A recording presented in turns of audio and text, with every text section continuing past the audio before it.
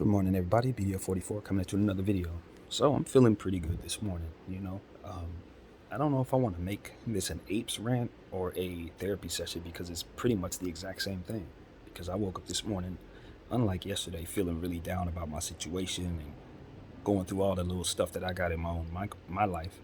Um, I woke up this morning, kind of in a different type of mindset in terms of I woke up this morning and immediately started uh, going on Wall Street bets and just listening to the chatter. For some reason, that's exactly where I wanted to go with my head this morning.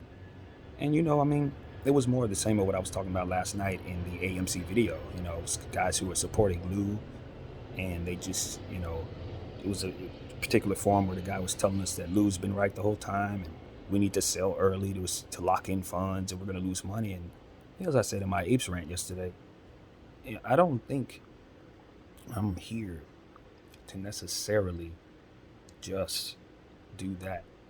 I'm not just here to make money. If I was trying to just make money, I would have some AMC, you know what I mean? But I would make sure I mitigate my risk, and I would make sure that I play it a certain way so that I could assure I have 1 million shares, you know what I mean?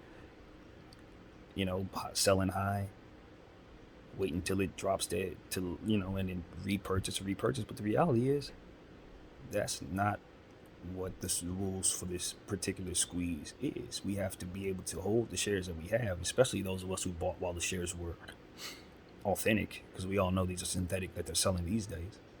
But back when, I bought, supposedly, who knows, but supposedly there was still real actual shares in circulation. So I feel like there's a good chance I have real shares. So I didn't sell any of those, you know what I mean? Because I know what I'm involved in. Didn't cheat the system because the system itself is cheating us. So you got to be honest in order to defeat it. I think that's the whole point. It's like, is Lou's concerns real? Of course. If the community chickens out and everybody starts selling around 4,000, 1,000, 400, whatever, it's not going to get to where we expect it to go, where we intended for it to go. That's been the rule the entire time. Since it was first brought to the attention that this was possible, it was said that the way to make this happen is everybody has to hold their shares and continue to purchase.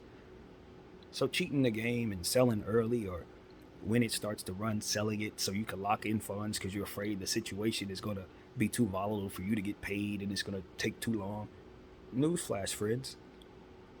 There was no guarantee this was even going to happen in the first place. So if time was a deterrent for what it is that you are doing, then you're in the wrong play to begin with. It's not like we say, okay, we know the squeeze is coming tomorrow, so now since we know this, we got to figure out how long it's going to take for us to get paid. We don't even know this thing is going to happen.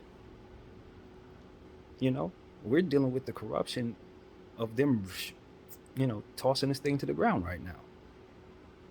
So if you're here to make money and you're, a shaky investor in terms of your resolve, then why the hell did you get into this?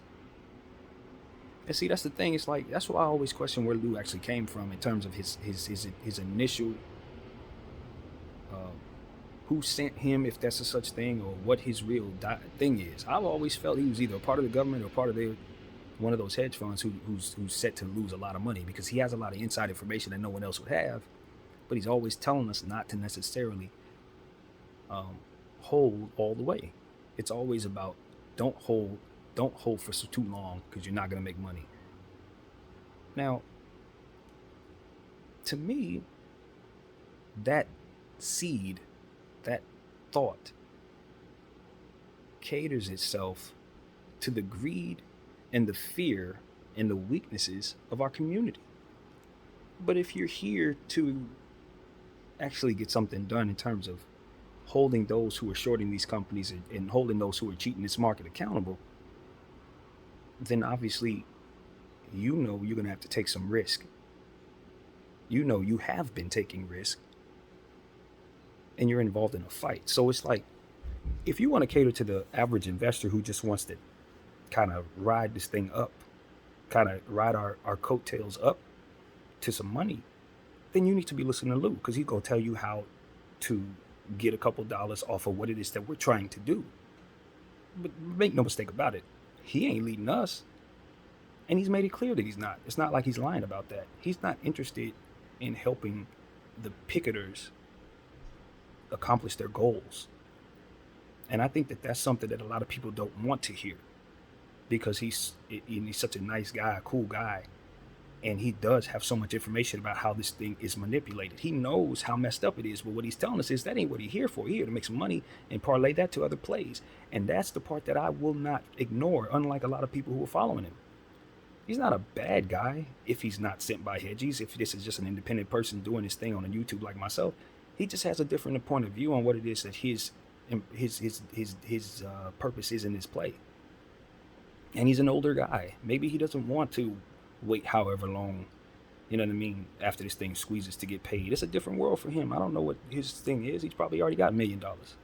A lot of us are the poorest that are being screwed. A lot of us see it that our families and our kids and our grandkids are going to get screwed by these people, and know that they are printing money. So as I said in a previous video about this, God knows what they are funding. Nobody wants to even think that far, because they're too busy thinking about the money's being taken and manipulated and coming out of their pockets. But newsflash, when money's not in your pockets, it's going somewhere. Where? Are they funding good things? Are they funding bad things? Are they funding stuff that you would think doesn't exist and things that come back and harm us? I don't know. But anybody who's corrupted as to be a market maker and rig the game so that they can align their own pockets is obviously not the greatest guys, and probably have some pretty awful things behind the scene that they're doing with the money that they're stealing, for which they're doing. And I know the government has less money than them. So regardless if they have more power, can do this, do that, they're corruptible because they're behind the 8 ball as it pertains to the finances. All they got to do is throw money at the situation. And those in the government may or may not align their own pockets. Because where there's a lot of money, there's temptation and greed. And so those who are supposed to be holding them accountable for it, not only do they not have the power to do so as it pertains to the funds, but they also, again, can be corrupted, bought and paid for. So we can't be. We're already poor. There's no bottom to us. You know, we're down at the bottom. And because of it, we have the most strength. When you're at the bottom, that means your foundation is strong. Whatever's behind you is the floor. You can hold up whatever it is so long as you're strong enough to do it. Because that floor will keep you steady in doing so. And that's what I understand. That's why the poorest are the last line of defense. Because they can't threaten us with fear of not making money. We don't have any.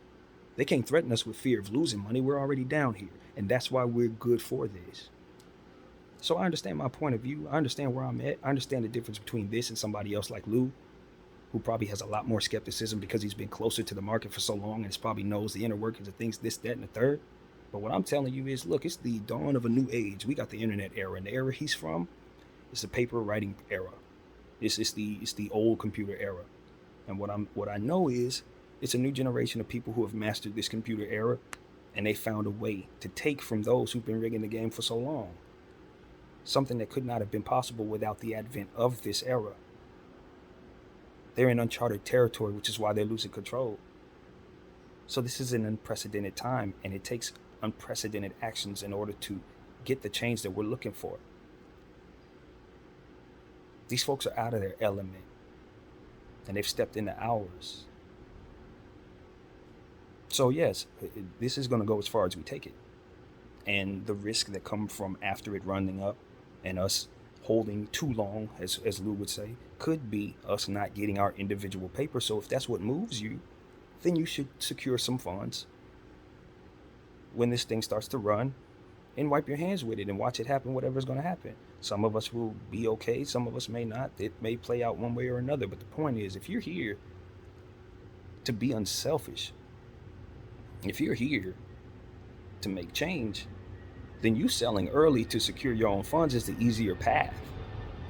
You selling early to put yourself in a position to ensure you don't hurt your situation is all you're going to do. Take care of your situation. You ain't doing nothing for nobody else. You're just here to help you. Just like they're just here to help themselves. You see what I'm saying? That same selfishness and that same way of thinking is why they're able to maneuver in this environment. Because people are scared of losing money. People are scared of standing up to the big bad wolf. People are scared of not getting their piece of the pie as opposed to assure that everybody gets a slice. It takes those who have nothing to be unselfish, is to not want anybody to be in squalor. I'm not afraid of squalor. I'm in it. I don't want nobody in this. Poor is a concept to them that they're afraid of, that they can't let happen. Poor for us is a reality that we don't want to see nobody else fall into, especially since they're being driven into it in various ways. So no, this is a way that we can help ourselves out and help others. Maybe make a couple dollars in the process, and you're trying to tell me I'm supposed to be afraid of not locking in profits? If I was afraid of not locking in profits, I would not have gotten in this play. This is the play you get into when you either want to ride it all the way to some dream place or ride it all the way to the floor like we're on right now. It's been ugly. It's been horrible. But at the end of the day, if you know why you're here, you just hold firm. And when it starts to run, you certainly don't forget why you came in the first place, especially as it pertains to leaving money on the table. And I'll tell you something else. There's going to be a lot of people who say they're going to sell soon, but once they start seeing them numbers, we'll see what they really think. And know this. I may have said this in this video. I know I said it in the last one. A lot of people will define selfishness as holding too long. Greed is the word. Holding too long, letting it run all the way up. That's greedy. But look a little closer. Those people are actually more so at risk, because when it runs all the way up, guess what it can do? Come all the way down. Those who are locking in profits on the way up in fear of the waters getting more treacherous, in fear of more volatility, in fear of not getting paid out, those people are actually more greedy because they're securing their money. Think about it. What's the more difficult thing? What's the thing that's going to cause you the most trauma? Or rather, the most turmoil is the word. Holding too long at risk of it tumbling back down. But if you let it run up, that's more money out of their pocket. That's more they have to cover per share. And we know there's trillions of shares out there. Lots. Infinite maybe, because we don't know exactly how this process has worked in terms of them doing what it is that they're doing. They've done a good job of covering it to a degree. But I'll tell you this. Letting them off the hook just to align your own pockets, as far as I'm concerned, you're crossing the picket line. Getting on this thing, riding its coattails up after all this hard due diligence that apes like myself have been doing for a year, and some even longer with GME, you're on the wrong side of history, whether you know it or not. So that's what I'm here to tell you. There are going to be some people who say, oh, Brandon, you're an idiot, you're going to lose money. I don't have any money. What am I losing? I'm allowing myself to be a part of something that's big, that can help change the world in some ways, and maybe even make the markets more fair for emerging markets that are opening up. Countries that are looking to start their process of becoming a little more competitive. They're going to be investing in these things, and these hedge funds are going to be snatching their money. Think about that. It runs deep, y'all. They're stealing from everybody, not just the USA. And everybody's involved, not just the USA. Got people holding in Ireland, got people holding in Japan, got people holding in the Netherlands. Their apes are everywhere. And not everybody's about to sell just to align their own pockets. Most people know what they're involved in. Most people know that they're part of history.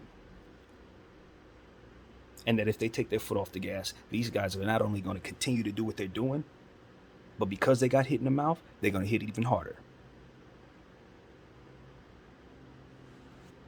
Certain enemies, you got to defeat. You can't just throw certain enemies in jail. You got to give them the chair.